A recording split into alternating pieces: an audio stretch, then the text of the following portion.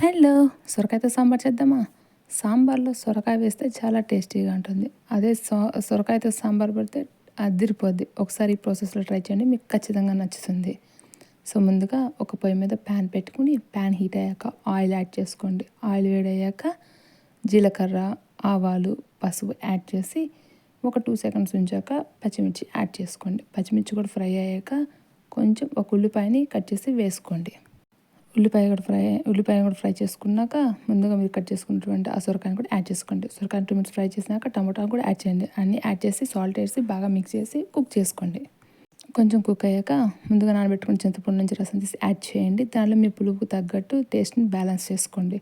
అంతా వాటర్ వేసుకొని బ్యాలెన్స్ చేసుకున్నాక సాల్ట్ అండ్ కారం కూడా యాడ్ చేసి ఒకసారి టేస్ట్ చూసుకుని దాన్ని బాయిల్ చేయండి. అంత బాయిల్ అయినాక ముందు ఉడకబెట్టుకున్న పప్పును కూడా మెత్తగా మెదుపుని యాడ్ చేసుకోండి.